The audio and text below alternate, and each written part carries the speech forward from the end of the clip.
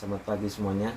Di kesempatan pada video ini saya akan menjelaskan materi tentang pengaruh globalisasi terkait fenomena hubungan internasional.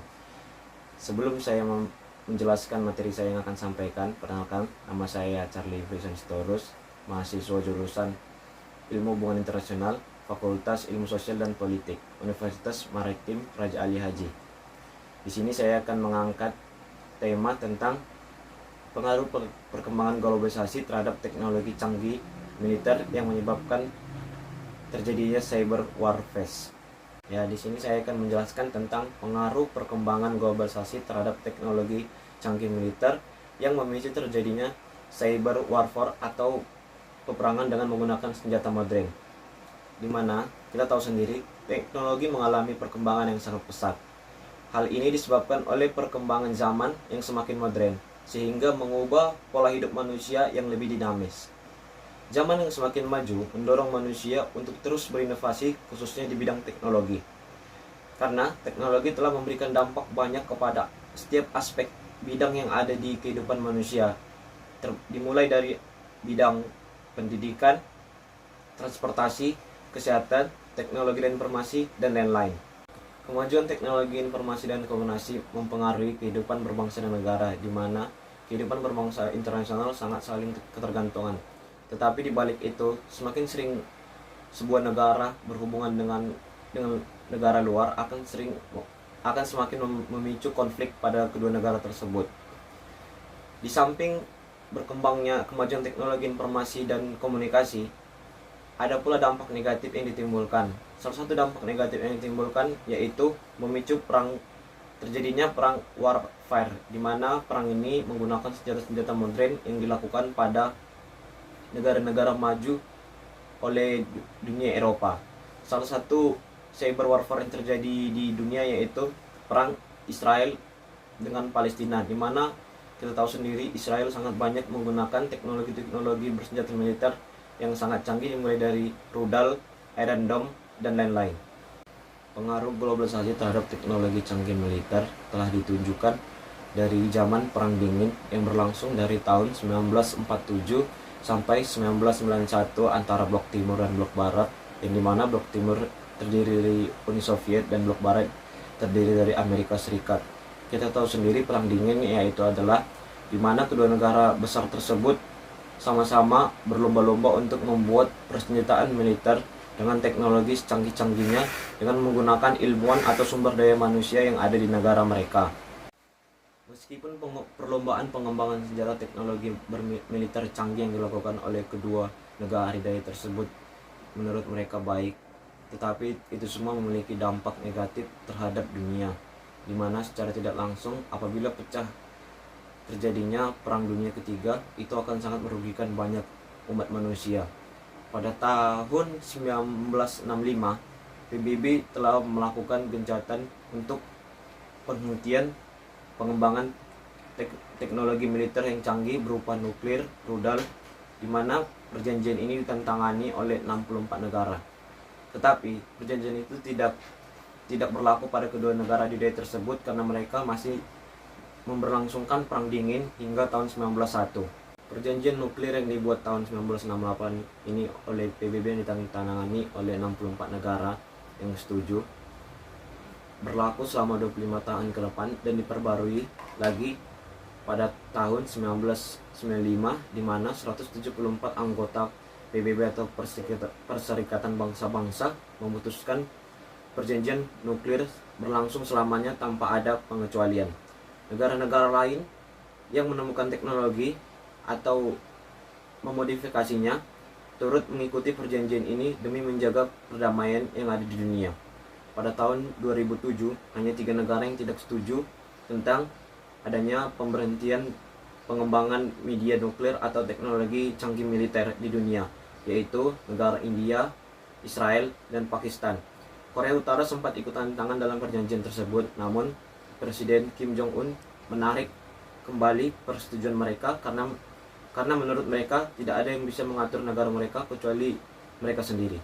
Perjanjian pengembangan pemberhentian nuklir ini kerap dikritik tidak adil oleh negara-negara yang belum mempunyai nuklir sama sekali, karena di mana negara-negara yang sudah mempunyai nuklir diizinkan untuk menyimpan nuklir yang telah dikembangkan di negaranya masing-masing, sedangkan negara yang belum mempunyai nuklir dilarang untuk mengembangkan atau merancang untuk mengembangkan lebih lagi media nuklir atau teknologi canggih militer lainnya. Pada tahun 1968 disepakati juga negara-negara pemilik senjata nuklir membantu negara-negara yang tidak mempunyai senjata nuklir untuk mengembangkan teknologi nuklir. Tetapi teknologi yang dikembangkan bukan untuk pertahanan, melainkan untuk pembangkit listrik di suatu negara tersebut. Pada tahun 2005, perjanjian pengembangan media nuklir dikaji lewat Review Conference of the Parties the Treaty of Non-Proliferation of Nuclear Weapons, di mana saat itu ketimpangan atau ketidakadilan perjanjian pengembangan media nuklir dikeluhkan oleh negara-negara yang belum sama sekali mempunyai nuklir di negaranya. Perjanjian ini memang telah menekan negara-negara dunia untuk mengembangkan senjata nuklir. Namun, ada sejumlah peristiwa yang mengganjal ataupun melanggar dari pengembangan perjanjian untuk pemberhentian media nuklir tersebut. Berikut perjanjian pelanggaran nuklir.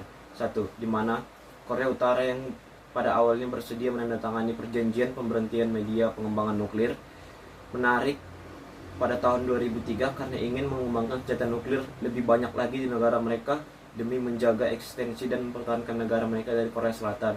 Yang kedua, Irak sudah menandatangani perjanjian nuklir pada tahun 1980, namun terbukti negara mereka masih saja memproduksi atau mengembangkan teknologi yang bersifat media nuklir. Yang ketiga, Iran mempunyai fasilitas cadangan uranium di mana uranium tersebut merupakan bahan pengembangan media nuklir itu sendiri. Yang keempat, India dan Pakistan mempunyai teknologi nuklir pada tahun 1990, namun tak dikenakan untuk menaati peraturan atau perjanjian yang sudah dibuat oleh PBB yang disetujui oleh 174 negara. Dari peristiwa tersebut dapat kita lihat bahwa pengaruh globalisasi terhadap teknologi canggih militer sangat erat kaitannya. Tetapi di mana manusia selalu saja menimbulkan masalah atau dampak negatif dari pengaruh globalisasi. Dapat kita lihat banyaknya terjadi perang cyber warfare yang menggunakan senjata-senjata modern, dimulai dari perang Palestina Israel, di mana kita tahu sendiri peralatan canggih militer teknologi Israel sangat di atas standar rata-rata. Mereka mempunyai rudal, roket, atau Iron Dome yang bisa menahan gempuran rudal dari serangan Israel dan meledakkannya di atas tanpa menyentuh sama sekali ke tanah bumi Israel. Yang kedua, Korea Utara, di mana kita tahu negara kecil penganut komunis tersebut mempunyai banyak sekali nuklir demi mempertahankan eksistensi mereka jika sewaktu-waktu Korea Selatan ingin menentang atau menyatakan perang terhadap Korea Utara. Yang ketiga, Cina.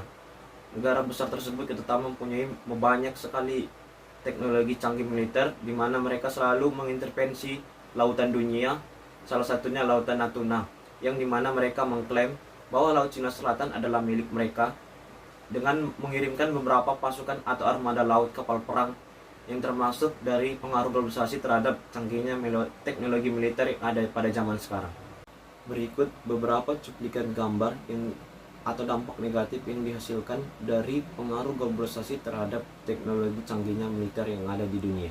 It starts with one thing, I don't know why. It doesn't even matter how hard you try. Keep that in mind. I designed this rhyme to explain in due time. All I know, time is a valuable thing. Watch it fly. Baiklah, saya akan menyimpulkan materi presentasi saya, di mana dapat kita simpulkan bahwa pengaruh globalisasi terhadap perkembangan teknologi memang berdampak banyak pada aspek bidang kehidupan manusia. Salah satunya mempermudah pekerjaan manusia atau mempermudah komunikasi antar negara. Tidak perlu langsung untuk menghadiri sebuah rapat, bisa melalui teknologi informasi yang telah berkembang pada zaman sekarang. Di balik semua itu, ada dampak negatif yang dihasilkan dari pengaruh globalisasi terhadap perkembangan teknologi, khususnya teknologi canggih militer yang ada di dunia, yang dapat memicu terjadinya cyber warfare atau berperang dengan menggunakan senjata-senjata modern baik dari nuklir ataupun dari teknologi militer yang bersifat kimia, di mana sebenarnya dampak negatif yang dihasilkan dari pengaruh globalisasi terhadap teknologi canggihnya militer semata-mata bukan dihasilkan dari globalisasi itu sendiri, melainkan dari sifat manusia yang ingin menguasai atau mengendalikan seluruh negara berada di bawah kekuasaannya. Maka dari itu, setiap negara berlomba-lomba untuk mengembangkan teknologi canggih militernya guna mempertahankan atau mengekspansi ke negara-negara lain untuk menguasai negara-negara yang ada di dunia. Terima kasih.